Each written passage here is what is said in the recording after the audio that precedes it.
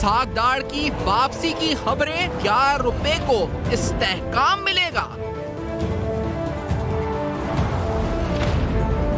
वजीर खजाना मिफ्ता इस्माइल संगीन इल्जामात की जद में।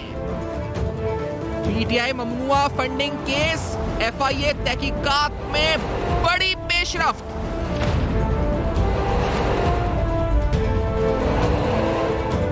अस्सलाम वालेकुम। पस पर्दा हकायक सनसनीखेज इंकशाफात, प्रोग्राम बेनकाब। मैं हूं आपके साथ सैफान खान। नाज़रीन, इसहाक डार साहब साबिक वजीर खजाना की वापसी की मुमकिना वापसी की खबरें इस वक्त ज़ेरे गर्दिश हैं और आज उनके वारंट्स के हवाले से भी एक डेवलपमेंट है। मैं सिर्फ आपकी याद दहानी के लिए आपको बताता चलूँ, इसहाक डार साहब कुछ दिन कबल ये कह रहे थे कि 170 180 पर वो समझते हैं कि जो रुपा और डॉलर की पैरिटी है इसको होना चाहिए। उन्होंने ये भी कहा कि इस वक्त की हुकूमत यरगमाल हो चुकी है ऐसी माफिया के हाथों जो कि दरअसल जो है अरबों खरबों रुपए बना रही है इस पूरी स्पेकुलेटिव एक्टिविटी के साथ। मौजूदा वजीर खजाना मिफ्ता इस्माइल साहब, उनके दौरे हुकूमत या उनके मिनिस्ट्री ऑफ फाइनेंस के होते हुए यहाँ पर हमने देखा कि स्पेकुलेटिव एक्टिविटी डॉलर में हुई और इस पूरी सूरत हाल से आलमी सतह पर जो अजनासी कीमतों में इजाफा या जो भी हो रहा था वो तो था ही, लेकिन यहाँ नून लीग का ग्राफ बहुत नीचे आया। अगर ये फैसला हुआ है तो बर वक्त है और दुरुस्त भी है। मैं क्यों कह रहा हूँ, थोड़ा इकोनॉमिकली बात करते हैं। मैं आपको 2013 में लेके चलता हूं, जब जून 2013 में इसहाक डार साहब वज़ीर ख़ज़ाना बने थे, नून लीग की हुकूमत थी। दिसंबर 2013 में डॉलर अपना मार्क यानी साइकोलॉजिकल जो नफ्सियाती हद थी वो अबूर करते हुए 100 से ऊपर चला गया था, 108 तक चला गया था। उस वक्त के शेख रशीद अहमद साहब आए और उन्होंने आके कहा कि मैं चैलेंज देता हूं कि अगर इसहाक डार या हुकूमत इसको 98 पे या नक पे लेकर आए, मैं इस्तीफा दे दूंगा, मैं रुकनियत असेंबली की छोड़ दूंगा, सियासत छोड़ दूंगा। शेख रशीद साहब ने चैलेंज दिया था इसहाक डार साहब को। मैं आपको सिर्फ याद दहानी बता रहा हूं कि जब 108 दिसंबर 2013 में था, शेख रशीद साहब ने क्या कहा था। लेट्स हियर दिस, उनका एक क्लिप देखते हैं। Let's hear this. मैं रिजाइन दे दूंगा, 98 ले आए, असेंबली की निशिस्त छोड़ दूंगा। अच्छा, मेरा वादा है आपसे। क्या बातें कर रहे हैं आप? 105 लाल वैली के सामने डॉलर बिकते हैं, सामने ननकारी बाजार में।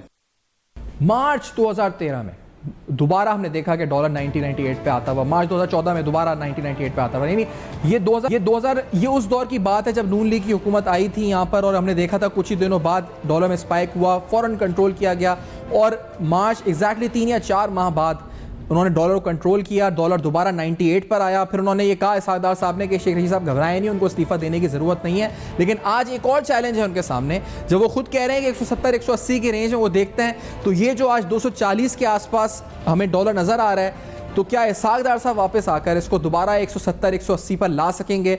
ये एक बहुत बड़ा सवाल है। साथ साथ आज के प्रोग्राम में बात होगी मौजूदा वजीर खजाना मिफ्ता इस्माइल साहब के हवाले से। मिफ्ता इस्माइल साहब को भी हमने इस प्रोग्राम में मदऊ किया कि वो आए, आके मेरा मौक़िफ़ दें। उनके बारे में कुछ संगीन नौयत के इल्जामात मनी लॉन्ड्रिंग, मुबैना मनी लॉन्ड्रिंग के हवाले से अली जैदी साहब पाकिस्तान तहरीक इंसाफ के रहनुमा लगा रहे हैं। वो इल्जामात आखिरकार हैं क्या, वो कितने संगीन हैं, उनकी नौयत क्या है, क्या वाकई में कोई नैब इन्वेस्टिगेशन भी थी उनके ऊपर?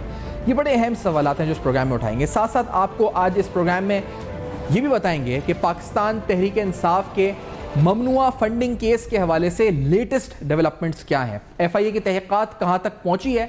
खास तौर पे रिसेंटली सदर आरिफ अलवी साहब की तरफ से दी गई एक दो स्टेटमेंट्स अहम ममनुआ फंडिंग केस के हवाले से, उन स्टेटमेंट्स पर जो पाकिस्तान तहरीक इंसाफ के फाउंडिंग मेंबर साहब का मौक़िफ़ भी आपको दिखाएंगे। लेकिन मजमूई तौर पर गुफ्तगू आज पाक रुपी पैरिटी पर रहेगी और हम आपको बताएंगे पाक रुपी और डॉलर पैरिटी पर रहेगी कि आखिरकार कब जाकर पाकिस्तानी रुपए को इस्तेहकाम मिलेगा और क्या इसहाक डार साहब की वापसी ये मुमकिन बना सकेगी या नहीं। सारी सूरत हाल बात होगी, कुछ पॉलिसी मैटर्स पर भी और साथ साथ मुबैना तौर पर मनी लॉन्ड्रिंग के एलिगेशंस पर भी आज के प्रोग्राम में होगी गुफ्तगू। एक मुख्तसर ब्रेक लेंगे, आफ्टर दिस ब्रेक हम आएंगे वापस और इन सारी बातों को अली जैदी साहब के साथ स्टार्ट करेंगे प्रोग्राम, और अली जैदी साहब से पूछेंगे कि उन्होंने क्या इल्ज़ामात लगाए मिफ्ता इस्माइल साहब पर, क्यों लगाए हैं, उन इल्ज़ामात की नौयत क्या है और उनके पीछे क्या उनके पास ठोस शवाहिद हैं उनके हाथ में या नहीं। आफ्टर दिस ब्रेक बेनकाब में हमारे साथ रहिए।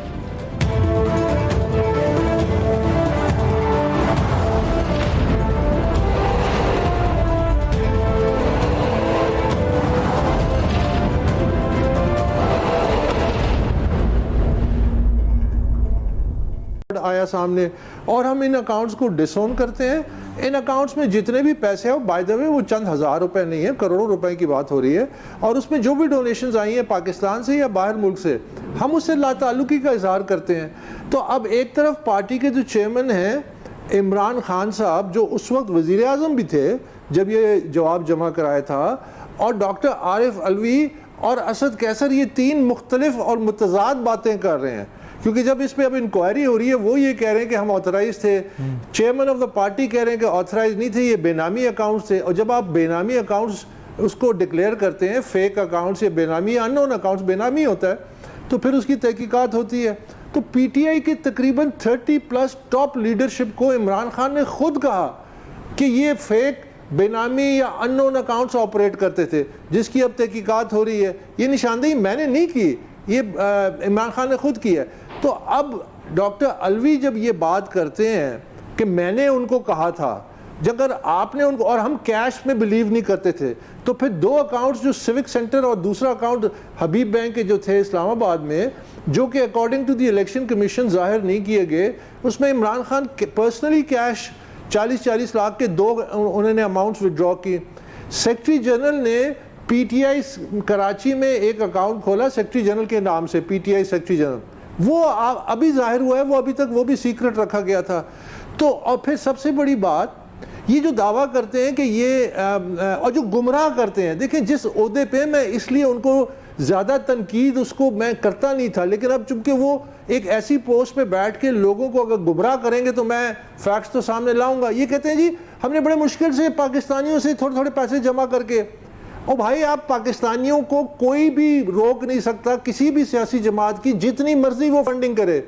बात पाकिस्तानी शहरियों की फंडिंग की नहीं हो रही, बात हो रही है कि गैर कानूनी तौर पे आपने कंपनियां रजिस्टर की, उन कंपनियों में गैर मुल्कियों ने पैसे डाले, और वो पैसा जब पाकिस्तान आया वो गैर कानूनी हो गया। जब आपने अबराज का, according to the Financial Times story, जिसको अभी तक इन्होंने डिस्प्यूट नहीं किया, 1.3 मिलियन डॉलर्स अबराज के आए वूटन के जरिए, 2 मिलियन डॉलर शेख नायान ने दिए जो मुख्तलिफ जराए से आए। अब वो मुख्तलिफ जराए भी क्योंकि तहकीकात हो रही हैं तो वो भी सामने आ गए कि वूटन से एक तो 2.1 मिलियन डॉलर्स डायरेक्ट पीटीआई के अकाउंट्स में आइडेंटिफाइड है, तो ये पाकिस्तानियों का पैसा तो नहीं है जब वो कहते हैं इसमें अबराज का पैसा है। फिर उसके बाद इन्होंने अपने दोस्तों के जरिए बैंक अकाउंट्स खोले। एक अकाउंट जो केएसबी का जाहिर हुआ है, जो अभी तक वो रिवील नहीं कर रहे थे क्योंकि वो कहते हैं कि केएसबी जम हो गया बैंक ऑफ इस्लामी में और वो सॉफ्टवेयर अपडेट नहीं हो रहा, इसलिए अभी तक उन्होंने नहीं दिया। अब जब उनका सॉफ्टवेयर अपडेट हुआ, सिर्फ एक अकाउंट जो इमरान खान के करीबी दोस्त चलाते थे, उसमें 78 करोड़ रुपीस आए और गए। इलेक्शन फंड के नाम पे, पीटीआई के नाम पे अकाउंट खोला था। एक $625,000 वूटन ऑफशोर कंपनी केमन आइलैंड में रजिस्टर्ड है, उसका पैसा आया डायरेक्टली इमरान खान के दोस्त ने एक ट्रस्ट रजिस्टर की जिसका नाम था इंसाफ ट्रस्ट। 4-5 उनके करीबी दोस्त उसको ऑपरेट करते थे। उस अकाउंट में एक ट्रांजैक्शन है $6,25,000, फिर वो रुपये अकाउंट में जाता है और दो कंपनियों को वो पैसा जाता है, 36 मिलियन और 25 मिलियन के दो कम्युनिकेशन कंपनी, यानी जो मीडिया कैंपेन पीटीआई की कर रहे थे 2013 के इलेक्शन में, वो फॉरेन फंडेड थे, इनका मीडिया कैंपेन भी फॉरेन फंडेड था। और आखिर में $5,75,000 वूटन से आए इमरान खान के दोस्त के जाती अकाउंट में, वहां से वो गया पीटीआई के अकाउंट में, सारी मनी ट्रेल डॉक्यूमेंटेड है। तो भाई आप किसको गुमराह कर रहे हैं? यहां बड़े पैमाने पे गैर कानूनी फंडिंग हुई है, बड़े पैमाने पे गैर मुल्कियों ने की है, गैर मुल्की कंपनियों ने की है और ऑफशोर कंपनियों ने की है। हम पाकिस्तानियों की तो बात ही नहीं कर रहे। बिस्मिल्लाह, पाकिस्तानी जितने भी हैं, जो भी हैं, जहां भी इंडिविजुअल हैसियत में वो जो चाहे जिस किसी सियासी जमात लेकिन अकबर साहब ये बताएं, जापान से अब मजीद मोहलत मिली है इनको। दूसरी तरफ इमरान खान साहब पर जो तौहीन अदालत की कार्रवाई थी, आपने देखा उस पर फर्द जो मायद नहीं हुई, इससे पहले दहशतगर्दी की दफात हट गई, ये अभी मजीद मोहलत 6 हफ्ते की मिली है, आप परसू कर रहे हैं तो सालों से। अब आपको उम्मीद है, लगता है कि ये मामला, क्योंकि हमने रिसेंटली देखा जब रिपोर्ट आई थी सामने इलेक्शन कमीशन की, तो शायद मंतकी अंजाम तक पहुंच जाएगा। क्या ये डिलेइंग टैक्टिक्स कोर्ट में जा रहे हैं, हाई कोर्ट्स में स्टे लेने की कोशिश कर रहे हैं, एफआईए को रोकने की कोशिश कर रहे हैं और इलेक्शन कमीशन में अभी मजीद वक्त मांग रहे हैं, ये मामला अभी तो नहीं कहीं सालों खींचेगा बाबर साहब? नहीं, अभी मैंने पहले भी कहा था, मेरा ख्याल है अभी ये चंद हफ्तों की या ज़्यादा से ज़्यादा चंद महीने जो हैं इसमें शायद लगे, क्योंकि अब ये केस एक अगले मरहले में चला गया है। अब आप समझिए, आसान ज़बान में जो इल्ज़ामात थे वो साबित हो चुके सही। हैं, जो फैक्ट फाइंडिंग होनी थी वो हो चुकी है। आप ये समझे कि उन पे इल्ज़ामात अब वो इल्ज़ामात साबित हो चुके हैं, सज़ा देना बाकी है। क्योंकि दरमियान में एक कानूनी रुकावट थी, वो ये थी कि पॉलिटिकल पार्टीज ऑर्डर कहता है कि इससे पहले कि आप सज़ा दें जो उन्होंने गैर कानूनी काम किए हैं, मसलन मिस डिक्लेरेशन की है इमरान खान ने 5 साल, उन्होंने जो सर्टिफिकेट्स दिए इलेक्शन कमीशन को वो गलत दें, गलत बयानी पे हैं, उसकी ज़ाहिर सज़ा होनी चाहिए। ये मजाक तो नहीं है कि आप एक आईनी इदारे के सामने हर साल गलत बयानी करें और आपको सज़ा ना मिले। फिर जो गैर कानूनी फंडिंग हुई है वो तमाम पैसा जो है वो जब्त होता है। फिर जो लोग इस फंडिंग में मैनेज करते थे, इन्वॉल्व होते थे, फाइनेंशियल बोर्ड के जो थे, जो वर्डिक्ट आया इलेक्शन कमीशन का उसमें बारहा लिखा गया दानिस्ता तौर पे छुपाया गया, दानिस्ता तौर पे ये चीज़ बार बार कोशिश के बावजूद जाहिर नहीं की गई, फिर ये रिकॉर्ड जाहिर हुआ। तो ये विलफुल, जो लफ्ज़ है विलफुल। अब मैं आपसे एक और बात कहना चाहता हूँ, क्योंकि चूंकि डॉक्टर आरिफ अलवी ने अब ये इस मामले में अपनी राय देना शुरू कर दी है, तो मैं समझता हूँ कि डॉक्टर आरिफ अलवी जब उन्होंने 2 इलेक्शन कमीशन के नुमाइंदे नॉमिनेट किए थे जो कि रिजेक्ट हो गए क्योंकि गैर कानूनी तरीक़ेकार किया था, ये सरदार रजा के ज़माने की बात कर रहा हूँ जब वो चीफ इलेक्शन कमिश्नर थे, he should have resigned right there and then. जब उन्होंने सुप्रीम कोर्ट के एक ऑनरेबल जज के खिलाफ एक रेफरेंस फाइल किया जो रिजेक्ट हो गया, ही शुड हैव रिजाइन्ड देन। जब इलेक्शन कमीशन एक आईनी इदारा पाकिस्तान की तारीख का सबसे बड़ा मेगा फंडिंग फ्रॉड को डॉक्यूमेंट करता है और उसकी यानी as secretary general doctor Arif Alvi and as chairman PTI Imran Khan, they presided over the biggest financial fraud in Pakistan history. It is documented now, सिर्फ सजा होना बाकी, एक आखिरी मौका उनको मिला है। They should have resigned, instead of resigning, वो आके फिर भी चीख करते हैं। तो क्या अब आप किस फोरम को तस्लीम करते हैं? क्या आप समझते हैं कि हम कोई बैनुल अक़वामी इदारों में जाएं? आपके सामने फैक्ट्स आ चुके हैं, एक आईनी इदारा है, उसने ये चीज़ सामने ले आई है कि इतने बड़े पैमाने पे बेकायदगी हुई है। You should accept responsibility and gracefully exit rather than making this ये इस किस्म की आर्गूमेंट्स कि जी पाकिस्तानियों का पैसा, तो किसने कहा पाकिस्तानियों का पैसा इलीगल है किसी सियासी जमात को? जब आप खुद अपने बैंक अकाउंट छुपा रहे हैं, आप कहते हैं मैंने इजाज़त दी, पार्टी चेयरमैन कहते हैं ये अननोन अकाउंट है, बेनामी अकाउंट है। अब दोनों में से कौन सच्चा है, आप लोग आपस में फैसला कर लें। एग्जैक्टली, ये और तजादात उठ गए हैं। मैं बाबर साहब बहुत बहुत शुक्रिया अदा करूंगा, आपने वक्त दिया और ऐसे अहम तरीन तजाद के ऊपर अपनी राय दी। आपसे बात करना जरूरी था क्योंकि बयान सामने बात अकबर बाबर साहब का मौक़िफ़ आपने जाना। नाज़रीन, ओवरऑल आज मईशत पर और फॉरेन फंडिंग केस पे गुफ्तगू हुई। For feedback you can write us on our Facebook, emails and Twitter. देखते रहिएगा, अब तक अपना बहुत ख्याल रखिएगा।